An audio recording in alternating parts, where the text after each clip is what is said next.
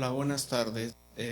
Gracias por asistir a esta plática que tenemos el día de hoy. Les voy a presentar a nuestro ponente, que es el doctor Alberto Alatorre Pérez. Él es médico cirujano y partero por la Escuela Superior de Medicina del Instituto Politécnico Nacional. Él realizó maestría y doctorado en investigación médica en el área de neurociencias en la misma institución. Es miembro del Sistema Nacional de Investigadores, es profesor de Fisiología Humana y profesor colegiado de la sección de estudios de posgrado de investigación en la Escuela Superior de Medicina del IPN. Ha dirigido y participado en diversos proyectos de investigación de electrofisiología en los ganglios basales desde el 2015 y actualmente está realizando estudios de electrofisiología del núcleo reticular del tálamo, y de manera conjunta con nuestro laboratorio se encuentra trabajando en un modelo animal de TDAH. Le damos la bienvenida al doctor Alatorre, por favor.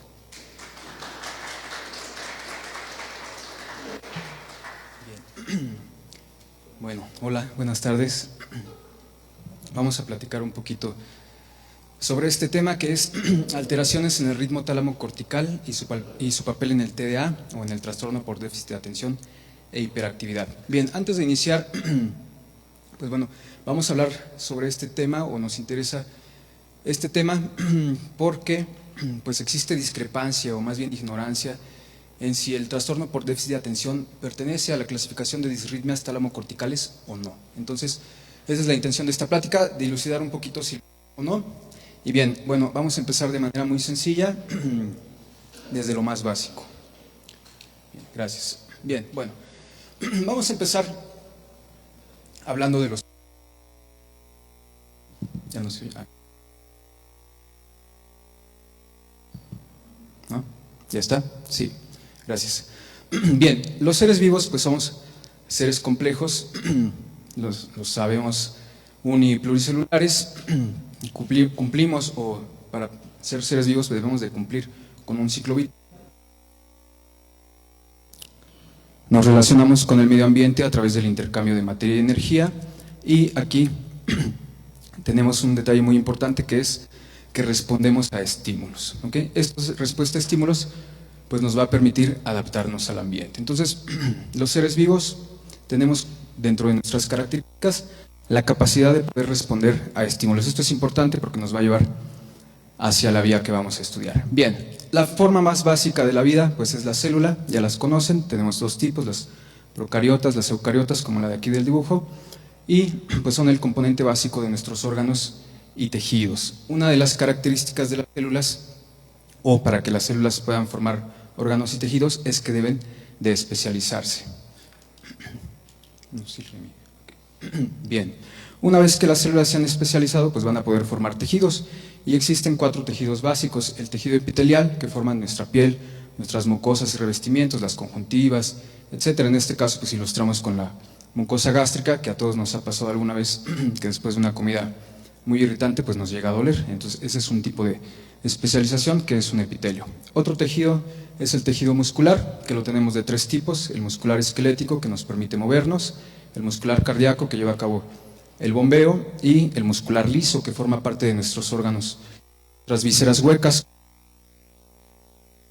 los vasos sanguíneos, la vejiga, etcétera. Bien, y por último, bueno, y el tejido óseo, que también es un tejido conectivo especializado. Y por último tenemos al tejido nervioso, que es el que nos interesa en esta ocasión. Bien, el tejido nervioso pues es un conjunto de células especializadas que precisamente pues van a formar a los órganos que componen a este sistema. Su principal función es la de recibir, transmitir e integrar información, ya sea propioceptiva o exteroceptiva, que proviene del entorno. A través de esta integración de información, pues nuestro sistema nervioso va a controlar todas nuestras funciones. Bien, las células nerviosas pues existen de 2 tipos. Tenemos a las células gliales, que llevan a cabo funciones de mielinización para la transmisión de impulsos, de sostén, nutrición e inmunidad. Y tenemos pues a las que nos interesan en esta ocasión, a las neuronas. Las neuronas pues son precisamente las encargadas de recibir, integrar y transmitir esta información, y lo van a hacer a manera de impulsos. las tantas especializaciones es la presencia de canales iónicos. Excelente, gracias, perfecto, mejor. Incluso mejor, yo creo que mejor así. Sí, okay, gracias. Bien, ahora sí mejor. Bien.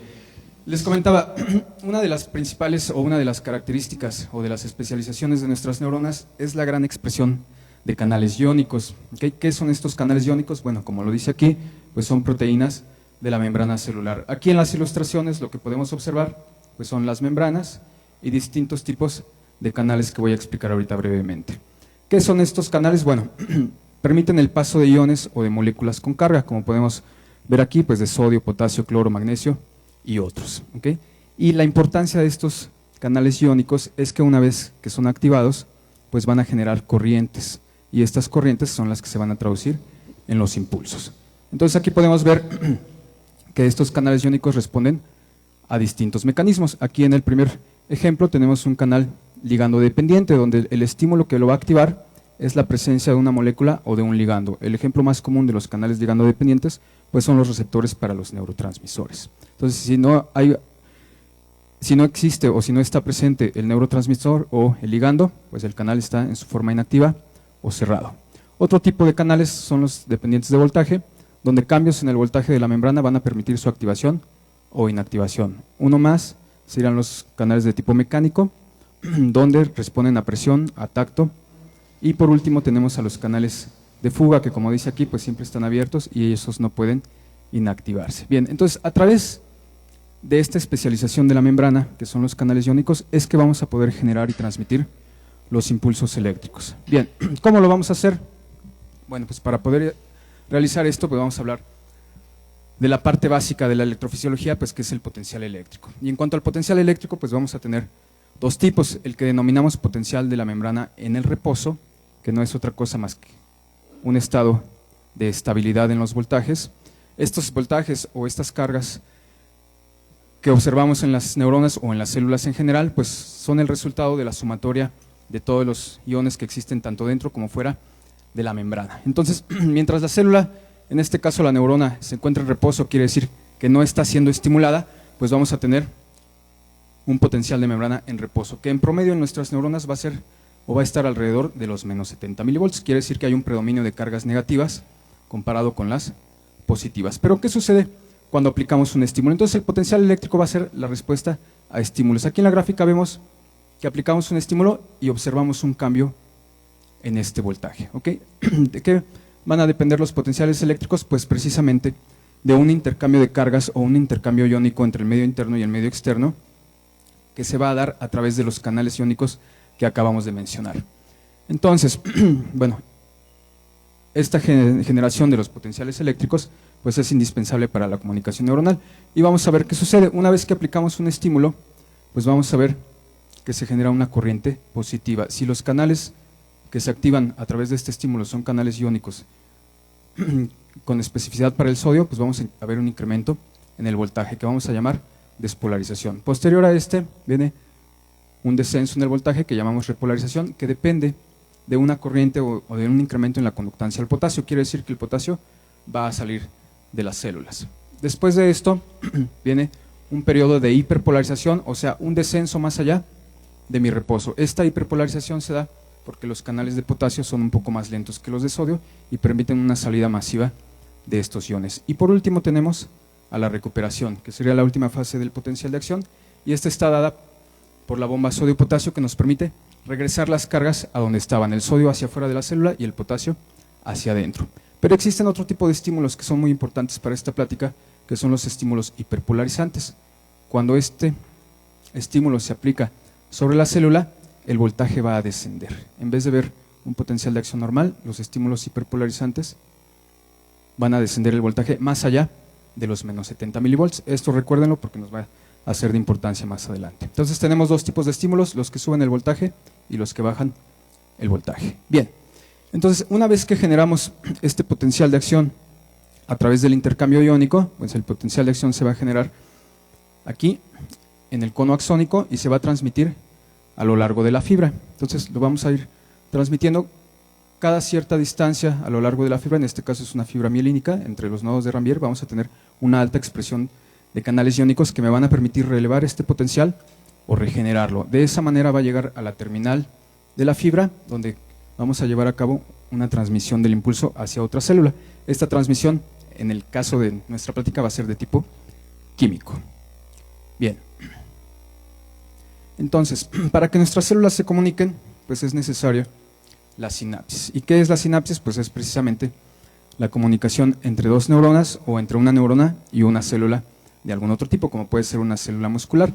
Existen dos tipos de sinapsis, la sinapsis química, que es la que nos interesa en esta ocasión, y la sinapsis eléctrica. Para hablar brevemente de la eléctrica, la sinapsis eléctrica la vamos a observar en donde tenemos un gran conjunto de somas neuronales, que puede ser, por ejemplo, la corteza cerebral, donde necesitamos una acción muy rápida y una transmisión de manera masiva. Y la sinapsis química, pues es un poco más lenta y es pues más puntual. Se va a dar, como vemos aquí, entre la terminal de una neurona y alguna otra porción de otra neurona. Puede ser con el soma, con una dendrita, con otro axón, etcétera, o con la misma terminal de otra neurona. La característica principal de la sinapsis química, pues es que depende de dos factores muy importantes. El primero se denomina química porque requiere de un ligando, que van a ser en este caso los neurotransmisores. Y los neurotransmisores son liberados aquí al espacio sináptico por medio de la terminal sináptica por un proceso complejo y van a ser captados por su receptor. El receptor está en la neurona postsináptica. Bien, ¿qué importancia tienen los receptores? Los receptores van a determinar el tipo de respuesta que se va a dar en la neurona postsináptica. Decíamos hace rato que tenemos estímulos que pueden subir el voltaje y estímulos que descienden el voltaje. ¿De qué va a depender un efecto o el otro? Va a depender principalmente del tipo de receptor al que nosotros activemos una vez que se une a su ligando o al neurotransmisor. Entonces, para que las células, en este caso las neuronas, se comuniquen, necesitamos la generación, transmisión del impulso y la comunicación sináptica. Recuerden, los efectos en la neurona postsináptica puede ser un potencial postsináptico excitatorio, o sea que suba el voltaje, o un inhibitorio que descienda el voltaje. Bien, entonces una vez que conocemos a las células y ya sabemos que forman al tejido nervioso, pues vamos a ver cómo se organiza este. Y lo vamos a organizar en tres grandes complejos. El sistema nervioso central, que como su nombre lo indica, pues es axial, está ubicado dentro de la cavidad craneal, y los conductos medulares. ¿Okay? Tenemos al sistema nervioso periférico, que está conformado principalmente pues, por nuestros nervios. ¿Okay? Y por último, al sistema nervioso autónomo, que es el encargado de la regulación visceral, tanto en cuanto a la motilidad como a la secreción. Bien, entonces dentro de esta organización del sistema nervioso central existen diferentes vías.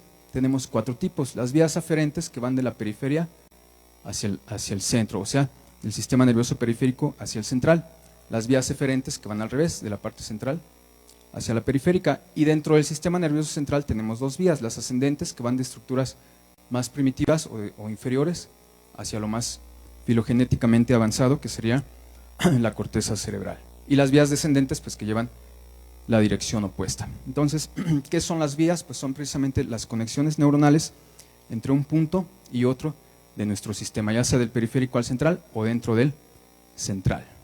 Y bien, y ya una vez que hablamos de las vías, pues vamos a tocar la vía que nos interesa, que es la vía tálamo-cortical y córtico-talámica.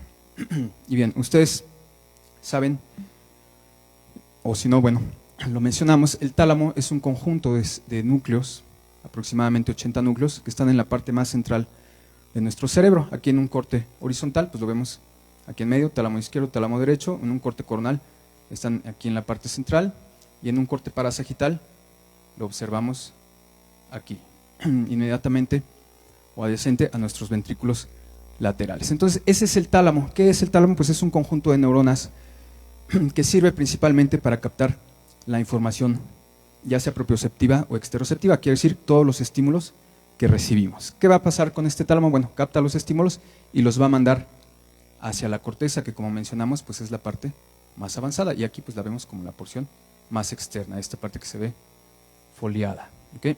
Bien, entonces la vía tálamo-cortical manda información del tálamo, que está recibiendo todos nuestros estímulos, hacia la corteza, y la vía córtico-talámica regresa la información ya procesada de la corteza al tálamo para que podamos dar respuestas a estos estímulos, que como mencionamos al inicio, pues es una de las principales funciones de los seres vivos. Entonces, ¿cómo es que nosotros damos respuesta a nuestros estímulos? A través de este sistema tálamo cortical, ambas vías, una ascendente del tálamo a la corteza y una descendente de la corteza hacia el tálamo. Y bien, bueno, estas dos vías van a formar un circuito y en ambos casos, tanto la ascendente como la descendente, se considera que son vías excitatorias. Liberan ambas glutamato y todos los receptores para el glutamato generan siempre potenciales excitatorios. Por lo tanto, siempre que tenga una conexión entre el tálamo y la corteza o de regreso, la acción sobre la neurona que capte esta información va a ser de tipo excitatorio. ¿Okay? Y bien, y este circuito o estas dos vías van a estar reguladas por una estructura muy importante que es el núcleo reticular del tálamo. Y bien, aquí vamos a ver un esquema para que se entienda un poco mejor. Tenemos a la corteza en la porción más externa, al tálamo con todos sus núcleos y en medio de los dos una pequeña lámina de neuronas que es el núcleo reticular del tálamo. Como observamos aquí en el esquema, en verde tenemos a la vía tálamo cortical, este es el inicio de la vía y proyecta hacia la corteza. La vía corticotalámica comienza aquí y proyecta hacia el tálamo, pero si observamos, hay un paso intermedio en ambas donde se comunican con el núcleo reticular del tálamo y este también va a proyectar hacia los propios núcleos talámicos. A diferencia de las fibras que van del tálamo a la corteza y de la corteza al tálamo, las fibras del núcleo reticular son siempre de tipo inhibitorio. ¿Okay? El neurotransmisor que liberan es GABA y todos los receptores GABAérgicos generan potenciales postsinápticos inhibitorios. Entonces, aquí el detalle importante es este: el núcleo reticular del tálamo es el único núcleo talámico que no proyecta hacia la corteza. Como podemos ver, se conecta con las fibras tálamo-corticales y corticotalámicas y proyecta hacia el tálamo. Quiere decir que es un modulador o un regulador de la actividad de estas dos vías. Bien, vamos a hablar un poquito más de este núcleo. Como acabo de mencionar, es el modulador de todo este circuito y posee dos tipos de disparos. Recuerdan que ya mencionamos los potenciales, ya vimos la fase ascendente, las descendentes, la recuperación, etc. En este caso vamos a ver dos tipos de disparo. ¿Okay? Un disparo tónico, que es este, como el que explicamos en el esquema anterior, y un disparo en ráfagas, que existe de dos formas: una ráfaga atípica, que como podemos ver aquí es irregular, y una ráfaga típica donde vemos regularidad en las espigas que la conforman. Las ráfagas, bueno, las mencionamos, pueden ser típicas o atípicas, y aquí está el detalle interesante. Aquí, el canal de calcio tipo T determina el tipo de disparo. Para que mis neuronas reticulares talámicas generen disparos tónicos o generen disparos en ráfagas, necesitan que se active el canal de calcio tipo T. Cuando este es activado, vamos a generar siempre ráfagas. Entonces, la transmisión del núcleo reticular del tálamo siempre va a ser inhibitoria y este a su vez recibe información GABAérgica también inhibitoria proveniente de otro sitio, que es el globo pálido. Quiere decir que mi núcleo reticular del tálamo, si me regreso un poquito, está inhibiendo o está modulando a través de inervación inhibitoria a mis dos vías, pero a su vez él va a recibir proveniente del globo pálido que está por acá, información inhibitoria. ¿Y por qué es importante esta información inhibitoria que llega al núcleo reticular del tálamo? Por lo siguiente: a diferencia del potencial de acción que mencionamos hace rato, los canales de calcio tipo T abren o se activan cuando las neuronas están hiperpolarizadas. Esto quiere decir que se van a activar cuando el voltaje baja más allá del reposo.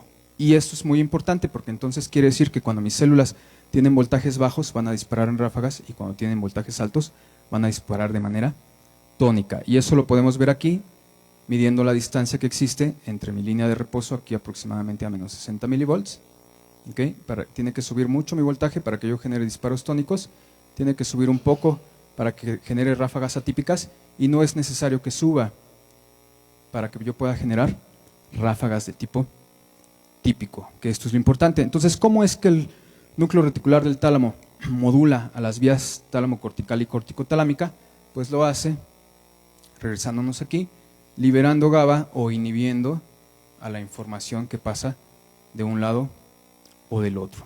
¿Sale? ¿Cuándo va a inhibir o cuándo es más importante esta modulación? Cuando tengamos disparos en ráfagas. Y ahorita vamos a explicar un poquito más.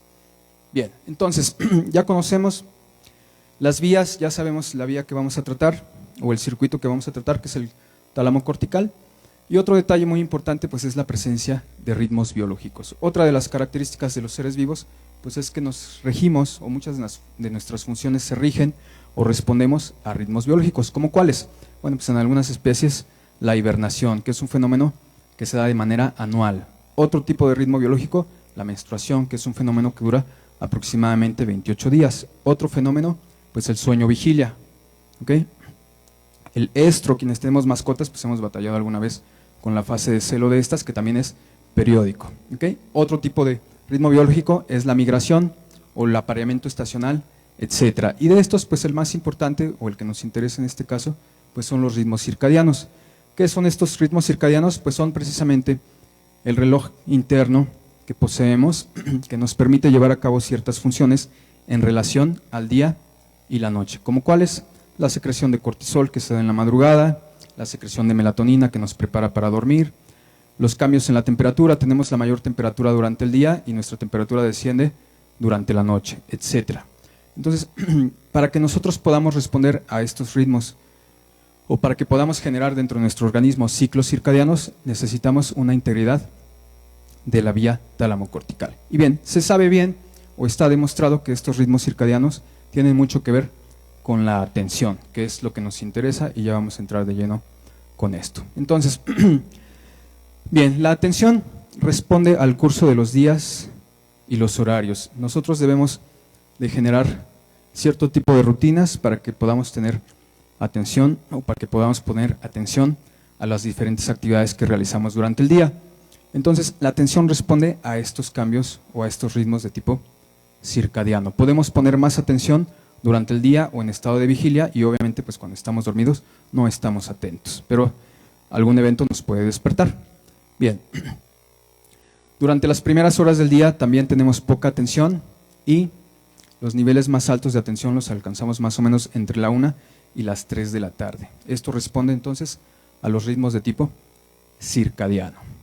Bien, los podemos afectar o pueden variar o pueden incluso perderse con malos hábitos de sueño, con consumo de alcohol, drogas, tabaco, y también con la edad. Aquí es muy importante, por ejemplo, los trabajadores ocupacionalmente expuestos que tienen turnos nocturnos, aquí los residentes, los internos, etcétera, que realizan guardias, que van perdiendo sus horas de sueño, etcétera, van a tener siempre alteraciones de sus ritmos circadianos, ¿vale? Que se van a reflejar pues desde estar de malas, cambios en el apetito, etcétera. ¿Okay? Nos modifican todas nuestras conductas.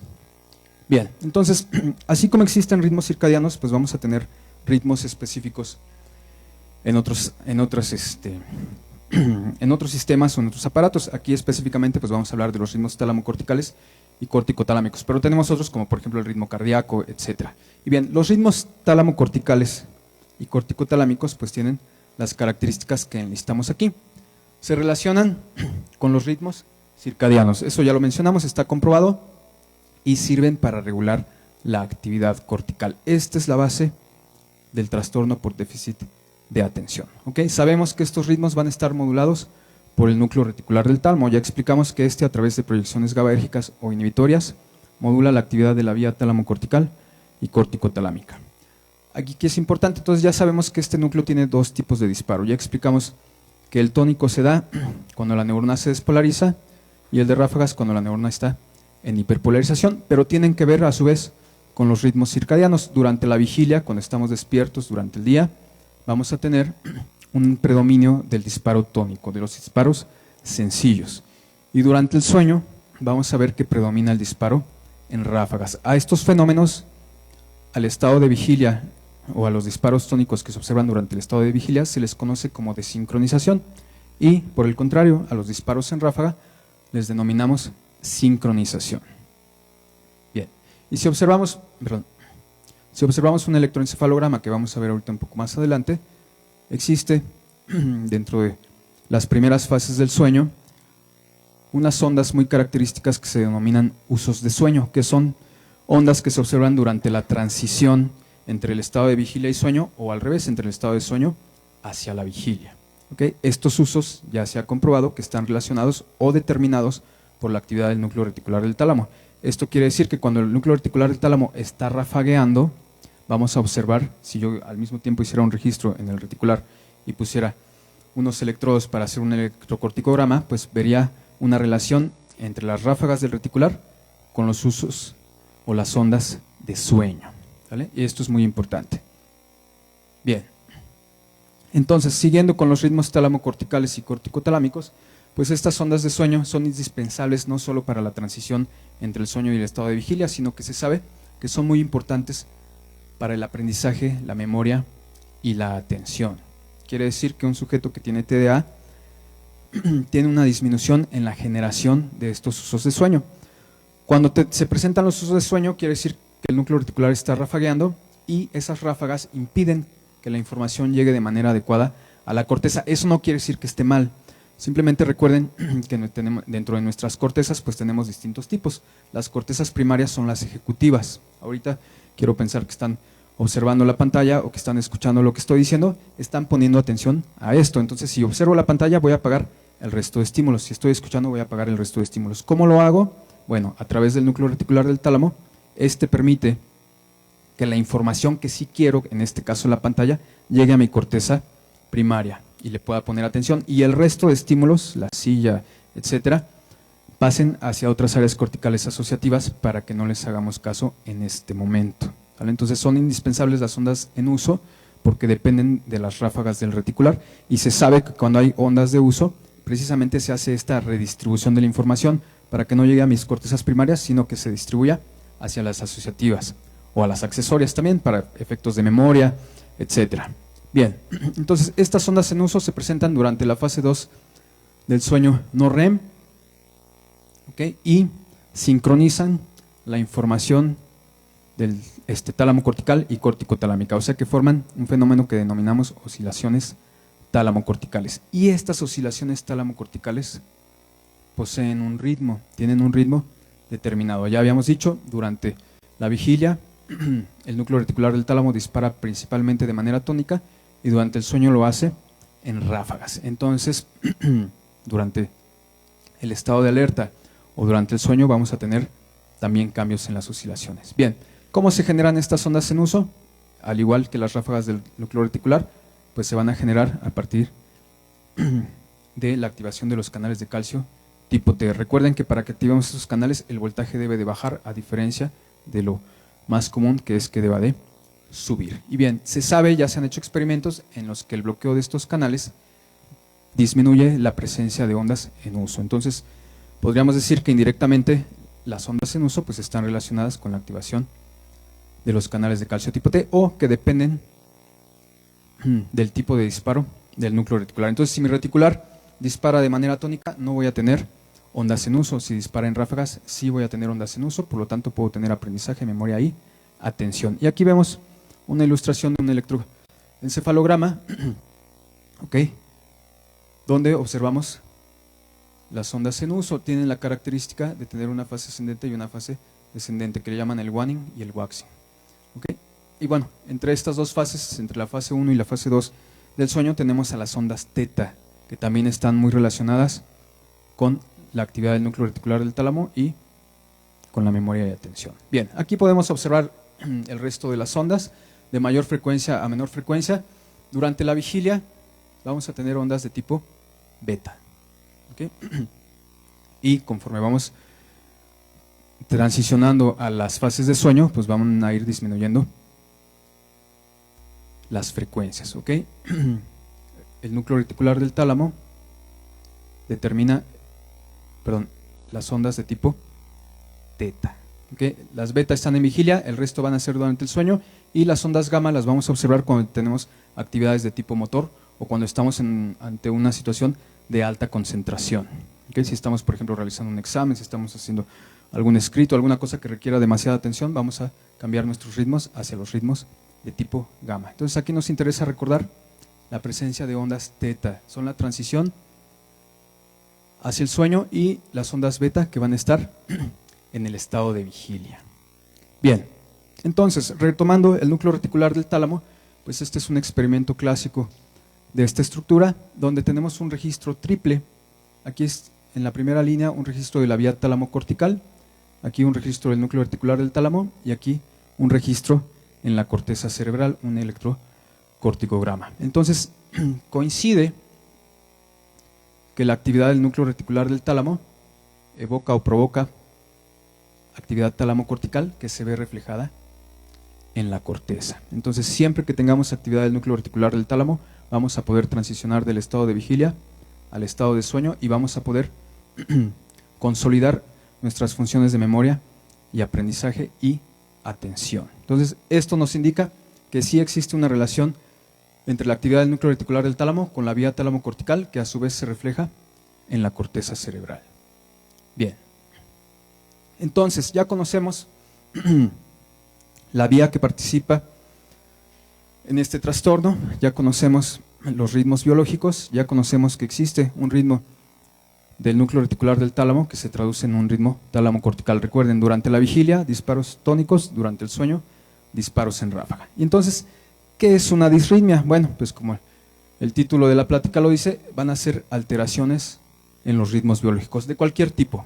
Por ejemplo, una alteración en el ritmo menstrual, una alteración en el ritmo cardíaco, etcétera. En este caso, vamos a hablar de una disritmia o de una alteración en el ritmo tálamo-cortical, que ya explicamos, está determinado por el núcleo reticular del tálamo. Bien, entonces en este tipo de disritmias, pues vamos a ver que existe precisamente una disfunción aquí.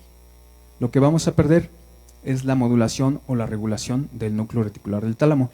¿Eso qué quiere decir? Que sí voy a poder mandar información del tálamo a la corteza y sí voy a recibir información proveniente de la corteza en mi tálamo, que después se va a redistribuir para mis respuestas. Lo que no tengo es esta modulación.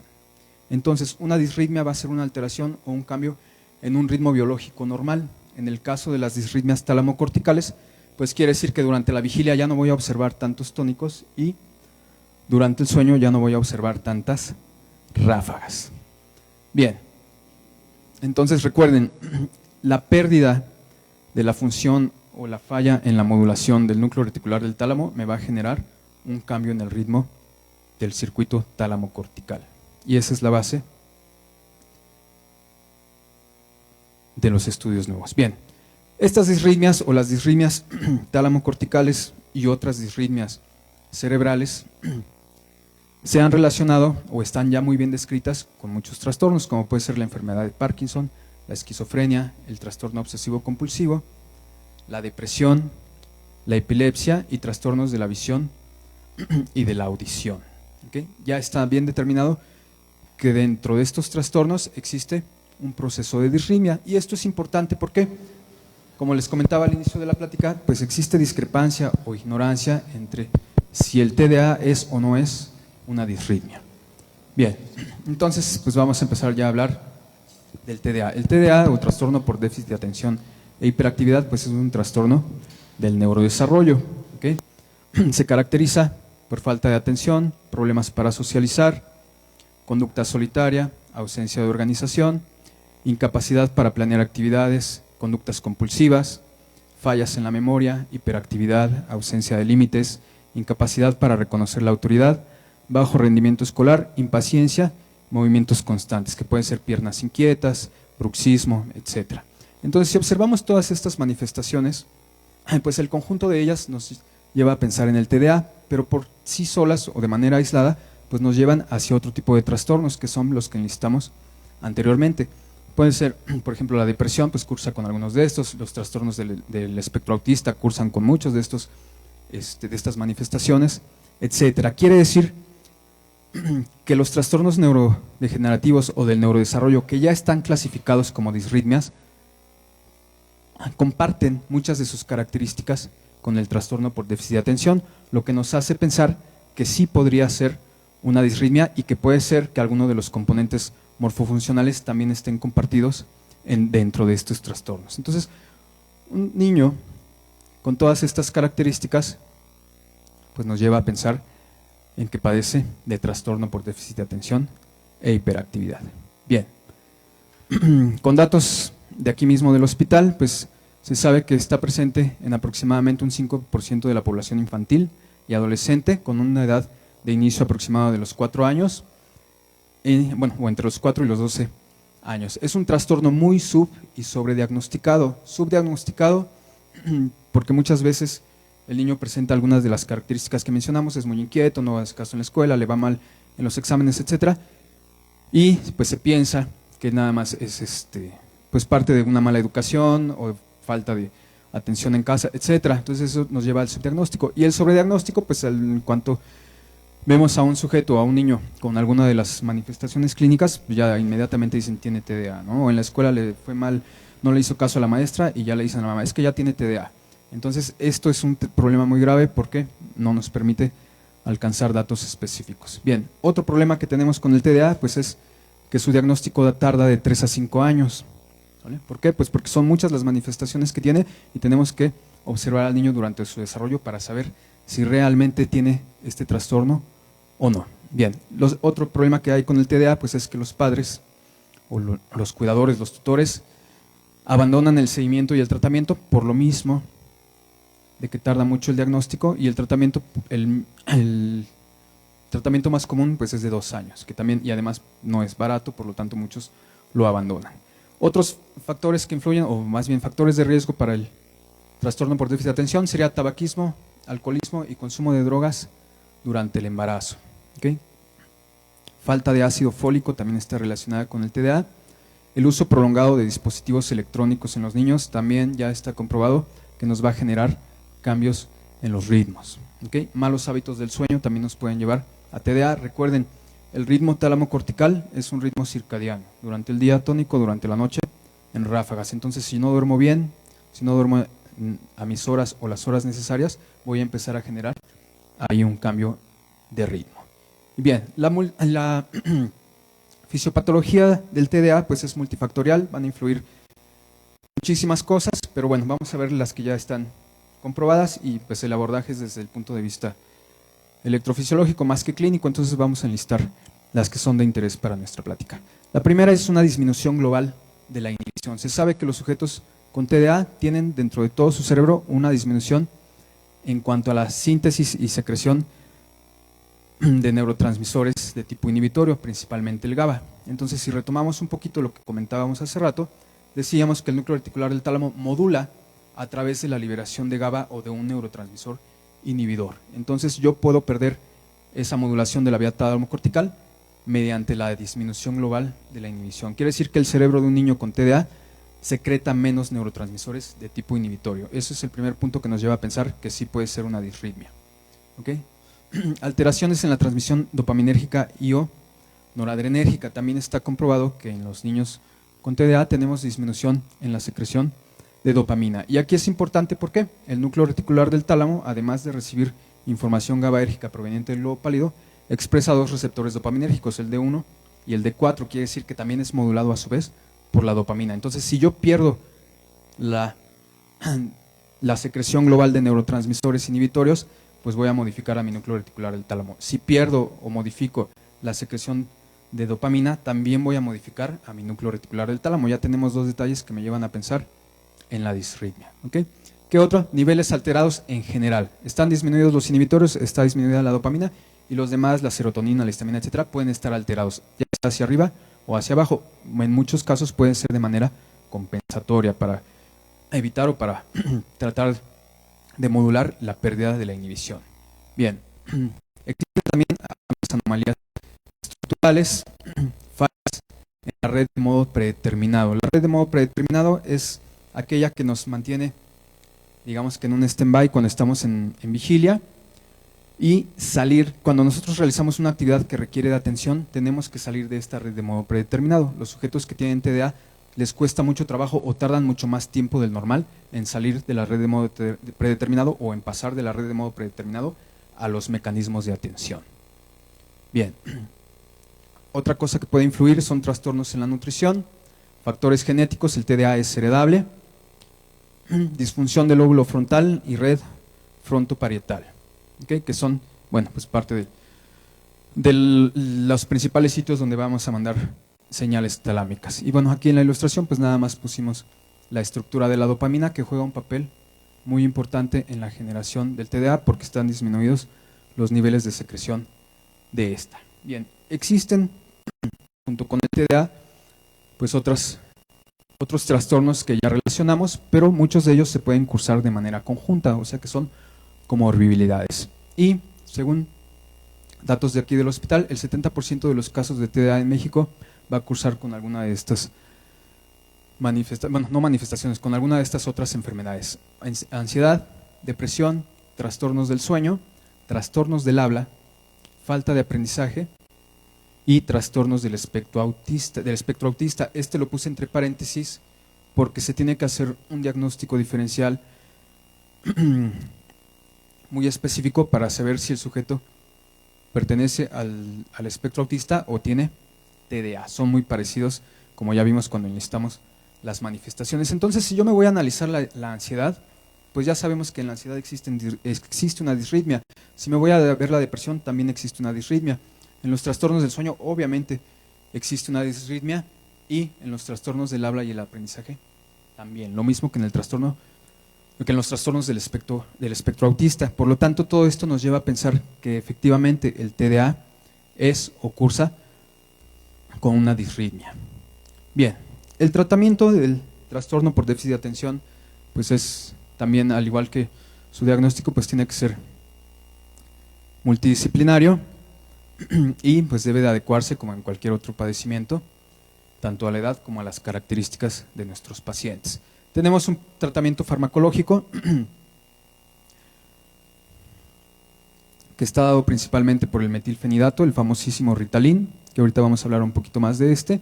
¿Qué hace el Ritalin? Bueno, el Ritalin tiene dos mecanismos de acción muy importantes que tienen que ver con esto. Si ustedes le dan el Ritalin al niño que no se duerme, que va mal en la escuela, que no le hace caso a la mamá, etcétera, de repente mágicamente ven que ya le dio sueño, que ya se cansó, que ya puso atención, que ya se puso a hacer la tarea, cosa que nunca había hecho. ¿Por qué el Ritalin funciona? ¿Por qué el metilfenidato funciona? Por dos mecanismos. El primero, al ser un derivado de metanfetamina, se pega a receptores dopaminérgicos, y ya explicamos que hay una falla en la transmisión dopaminérgica. Y el segundo, más importante, el metilfenidato activa directamente a los canales de calcio tipo T, que, como ya explicamos, son la base de todas estas alteraciones en el ritmo, o son de mucha importancia en la actividad del núcleo reticular del tálamo. Entonces, este es el tratamiento por excelencia. Otro tratamiento que se puede utilizar es, por ejemplo, la risperidona. Esta no está indicada en todos los sujetos. La risperidona está indicada principalmente en aquellos niños que ya pasan de la hiperactividad a la agresividad. Es la principal indicación para que demos risperidona. Algunos otros, por ejemplo, análogos o agonistas noradrenérgicos, porque, como mencionamos, también está disminuida la transmisión de tipo noradrenérgico. Pero bueno, tenemos otras medidas no farmacológicas: la terapia del lenguaje, la terapia cognitiva, terapia del comportamiento, la mejora de los hábitos, tanto los alimenticios, los hábitos de sueño, los hábitos escolares, etcétera. La creación de rutinas es muy importante en los sujetos que tienen TDA. ¿Por qué? Porque esto nos va a permitir ir saliendo de modo predeterminado. Además, nos va a permitir ir creando redes, si es que están ausentes o si tienen fallas, a través de la plasticidad, ir creando otras redes que nos permitan llegar a la función que se está perdiendo. Y bien, y otro punto muy importante en cuanto al tratamiento, pues es la educación y el apoyo a los padres y tutores, pues porque son obviamente quienes batallan con los niños con TDA. Y bueno, tiene que participar la escuela, etcétera. Bien, el pronóstico de los chicos con TDA. Existe heterogeneidad en cuanto al pronóstico. Algunos textos nos dicen que hasta el 79% de los pacientes con TDA llega a la edad adulta con él, o sea, que no remiten. Y en otros textos nos dicen que hay evidencia de que aproximadamente la mitad de los pacientes que presentan TDA en la infancia van a remitir al llegar a la edad adulta. Entonces, no hay datos muy exactos. ¿Cómo podemos llegar a un mejor consenso en estos datos? Pues determinando bien la enfermedad, y parte de eso sería saber si es o no una disritmia. Bien, la aparición de casos de novo en la edad adulta ha incrementado significativamente en los últimos años, y esto tiene que ver con dos factores muy importantes. Uno, los estresores. El TDA en el adulto está relacionado de manera directa con estresores. Pueden ser emocionales, sociales, laborales, económicos, etcétera. Un sujeto sometido a una gran carga de estrés puede desarrollar TDA. Y otro factor que ha incrementado el TDA en el adulto, pues es también el uso y abuso de dispositivos electrónicos, sobre todo en horarios nocturnos. Bien, aún no se han determinado marcadores biológicos específicos o muy específicos para el diagnóstico de TDA. Bueno, ¿qué sucede con el adulto? Existen genes que determinan la aparición del TDA en edad adulta, ahorita vamos a hablar un poquito de eso. Un alto porcentaje de los adultos con TDA lo padece desde la infancia, como ya mencionamos, para algunos autores hasta el 80% de los sujetos llega a la edad adulta con TDA y para otros el 50% aproximadamente. Bien, puede remitir por normalización de los procesos. Si un sujeto está expuesto a una gran carga de estrés y eso le provoca el TDA, una vez que se libera de esta, podría normalizar sus procesos o, como lo estamos proponiendo, sus ritmos. Bien, también lo puede hacer, si no saliendo de la situación estresora, a través de mecanismos compensatorios, o sea, de la redistribución de la información o de la liberación de otro tipo de neurotransmisores. Bien, algunos rasgos del TDA persisten incluso después de la remisión. El más común es la falta de respuesta inmediata, o sea, ese retraso en salir de la red de modo predeterminado. Bien, y como ya mencionamos, está relacionado o en muchos casos está desencadenado por los estresores. Bien, existe mayor consumo de tabaco, alcohol y drogas en el adulto, por lo tanto también sabemos que estos son factores que nos pueden determinar la presencia de TDA.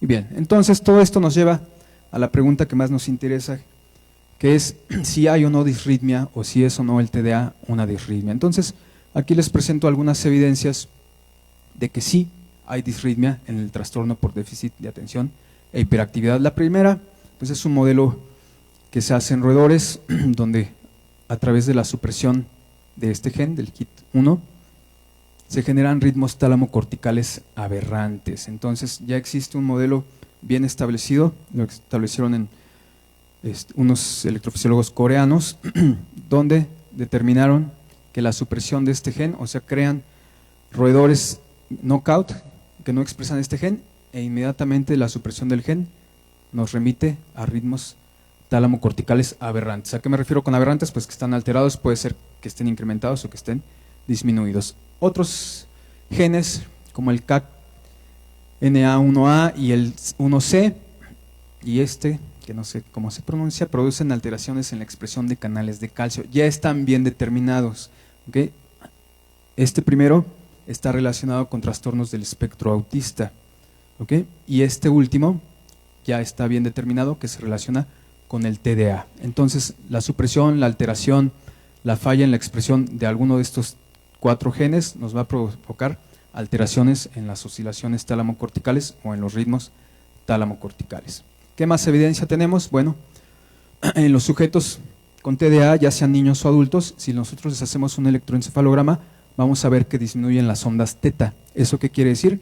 Que su núcleo reticular del tálamo no está rafagueando. ¿Okay? No estamos generando tampoco usos de sueño. ¿Okay? Y al mismo tiempo vamos a observar en el electroencefalograma un incremento de las ondas beta, que si recuerdan lo que vimos hace rato, las ondas beta son las que vamos a tener durante la vigilia. Entonces quiere decir que un sujeto con TDA, podríamos decir que electroencefalográficamente está casi todo el tiempo despierto. ¿Okay? Bien, ¿qué más evidencia tenemos? Bueno, existe, como ya habíamos mencionado, una disminución global de los impulsos inhibitorios o de la secreción de neurotransmisores de tipo inhibitorio. ¿Okay? El TDA en el adulto se relaciona con esquizofrenia y la esquizofrenia ya está perfectamente determinado que es una disritmia. Y bueno, por último, la activación de los canales de calcio tipo T disminuye la presencia de ondas en uso, perdón, la inactivación disminuye la presencia de ondas en uso en el electroencefalograma. Esto se hizo de manera experimental y en un roedor, al inactivar o al bloquear los canales de calcio tipo T, automáticamente en tiempo real se observa la pérdida de las ondas en uso. Entonces tengo desincronización aquí y desincronización acá. Si tengo 3 tipos de desincronización, seguramente es una disritmia. Y bueno, y por último lo que habíamos mencionado, el metilfenidato, que es muy evidente la mejoría de los pacientes ante el tratamiento con pues activa directamente a los canales de calcio tipo T. Y recuerden, además de activar a los canales tipo T, puede activar receptores de tipo dopaminérgico, o sea que supliría esa deficiencia o esa disminución de dopamina que existe en el sistema de los sujetos con TDA. Entonces, todas estas evidencias nos dicen o nos indicarían que efectivamente el trastorno por déficit de atención es o cursa con disritmia.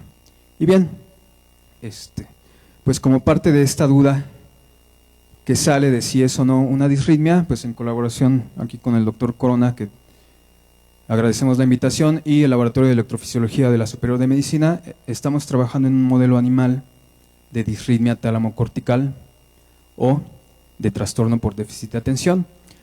Este modelo pues consiste en que a través de un neurotóxico generamos algo muy parecido a todas las características que acabamos de mencionar del TDA y hacemos registros electrofisiológicos. Todavía no les puedo platicar mucho porque no lo hemos publicado, pero ya lo verán muy pronto. Entonces, en esta gráfica lo que les presento es un registro electrofisiológico del núcleo reticular del tálamo, donde observamos 16 neuronas que están rafagueando, ¿sale? Cada color equivale a una neurona. Aquí marcamos la 16 en rosa, que es la más prominente, ¿ok?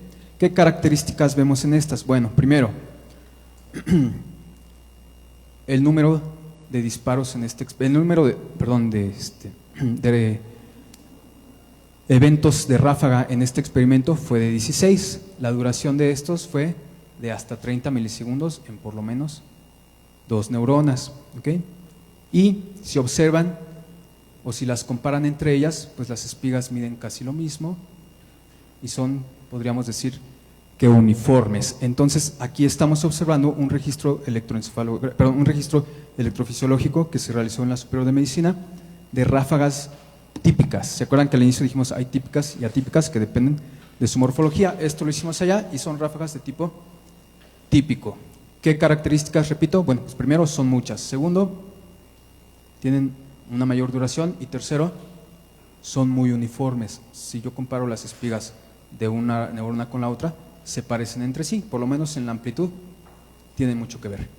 Y posterior a esto, pues llevamos a cabo la neurotoxicidad de los roedores y les generamos también sus registros. Y la primera diferencia que observo entre esto y esto, pues es la cantidad. Aquí tuvimos 16 eventos y aquí solo tengo 1. ¿Qué quiere decir? Que el núcleo reticular del tálamo de los roedores con este modelo deja de rafaguear, o sea, que está en disritmia, ¿ok?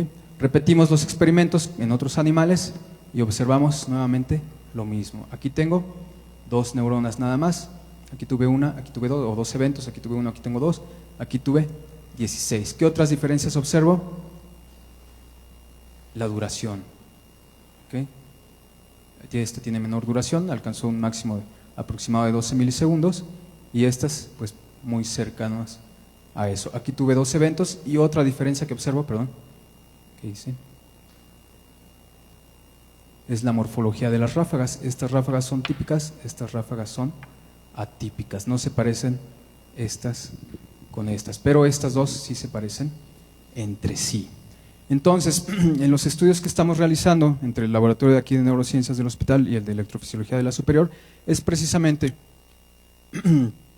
generar el modelo de trastorno por déficit de atención a través de la destrucción de algunas vías y hacer los registros y a través de estos registros comprobar que existe realmente una disritmia. Entonces, esto sería, si lo traspoláramos, por ejemplo, al núcleo reticular de un humano, pues esto sería probablemente de registro nocturno, cuando tenemos una alta incidencia de eventos en ráfaga, y estos serían diurnos. Pero este núcleo reticular del tálamo de los roedores que ya fueron, que ya participaron o que fueron parte del modelo, ya no va a cambiar durante el sueño y durante la vigilia, se va a quedar todo el tiempo así. Y si yo lo comparo, o si pudiera ponerle un electrodo directamente en el reticular del tálamo a un niño con TDA, seguramente observaríamos lo mismo. Quiere decir que en este modelo y en el TDA vamos a perder las ráfagas, disminuye el número de ráfagas, cambia el tipo de ráfaga de típica a atípica, por lo tanto me va a modificar la liberación de neurotransmisores. Quiere decir que el núcleo reticular del tálamo, ante estas características, perdería su capacidad de modulador de la vía tálamo-cortical. Al perder esa modulación, automáticamente se convierte en una disritmia. ¿Vale? Bien, y ya para terminar, pues bueno, como conclusiones, pues tenemos que existen distintos trastornos, tanto del neurodesarrollo, o sea, presentes en niños, como neurodegenerativos, presentes en el adulto, que cursan con alteraciones de los ritmos tálamo-corticales y córtico-talámicos. O sea que hay muchos trastornos que ya están bien determinados que son disritmias. ¿Okay? Los cambios en la actividad del núcleo reticular del tálamo van a provocar cambios siempre en el ritmo tálamo cortical y córtico talámico. Las alteraciones en estos ritmos se van a ver reflejadas en el electroencefalograma del sujeto con TDA, así como en los modelos animales, como lo acabamos de demostrar, y existe evidencia de que el TDA sí cursa con disritmia. Principalmente las evidencias ya genéticas pues son más que suficientes para determinar que este trastorno sí lo es. No existe todavía evidencia electrofisiológica, que es la propuesta que nosotros tenemos. Y bueno, existe un vacío todavía muy grande en el estudio del trastorno por déficit de atención, que debe de afrontarse de manera multidisciplinaria. Aquí lo hacemos de manera básica y experimental, pero pues el fin común sería poder traspasarlo después hacia el paciente. Y bueno, con esto terminamos. Muchas gracias.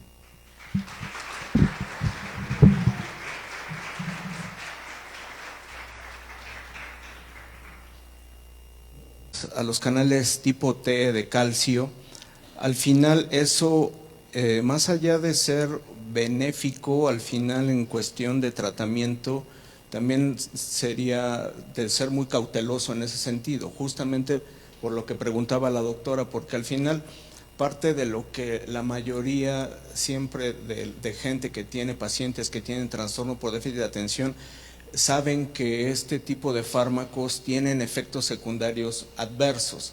Entonces, justamente aquí la cuestión es esa, de tratar de encontrar cierto tipo de terapias coadyuvantes que ayuden justamente a compensar ese tipo de efectos secundarios que tienen ciertos fármacos, ¿no? Entonces, al final, por ejemplo, me llama la atención, entonces al final electrofisiológicamente si se pone el metilfenidato, ¿es benéfico al final en este tipo de disritmias? Sí lo sería, ¿por qué? Porque en esta disritmia o la base de esta disritmia sería la pérdida de las ráfagas, y al pegar el Ritalin al canal automáticamente se van a generar, que de hecho es una de las primeras manifestaciones que se ve en el sujeto cuando inicia el tratamiento. Lo primero que le da es sueño. Entonces sí sería benéfico. ¿Por qué? Porque atacaríamos la base de la disritmia, que es la pérdida del rafagueo. ¿Alguna otra pregunta? Pues bueno, pues entonces agradecemos al doctor Alatorre, y también con esto damos por terminada nuestras actividades en conmemoración de la Semana del Cerebro, y les agradecemos por su asistencia a todos y pues gracias. Gracias. Bueno, doctor. Gracias.